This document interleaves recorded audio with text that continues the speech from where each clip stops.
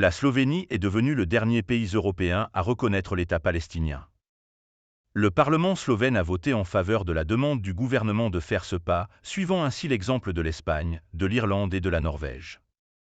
La ministre slovène des Affaires étrangères, Tanja Fajon, a décrit cela comme un moment très important. La Slovénie a pris une décision historique en reconnaissant l'État de Palestine.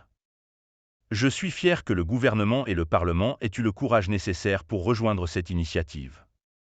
Notre message principal est que nous voulons que l'injustice faite au peuple palestinien soit réparée et nous reconnaissons son droit à l'autodétermination, a-t-il déclaré. Le Premier ministre slovène a affirmé que les efforts pour reconnaître l'État palestinien ont été accélérés en réaction à l'expansion des opérations israéliennes dans la ville de Rafah, dans le sud de Gaza. L'offensive d'un mois a interrompu l'entrée de la plupart des camions dans Gaza avec de l'aide alimentaire, des médicaments et d'autres articles pour les Palestiniens qui font face à la famine. L'armée israélienne a lancé mardi une opération terrestre dans le camp de réfugiés de Bureï, au centre du territoire. Des responsables hospitaliers locaux ont déclaré que l'assaut contre le camp urbain de réfugiés avait fait 11 morts palestiniens, dont 3 enfants et une femme.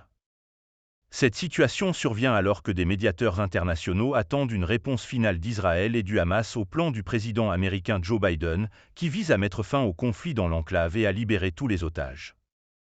Biden a déclaré que le plan en 3 phases avait été initialement présenté par les Israéliens, mais les dirigeants de l'État hébreu ont envoyé ces derniers jours des messages contradictoires, d'abord en qualifiant la proposition de positive puis en s'en distançant tout en promettant de poursuivre la guerre pour détruire le Hamas.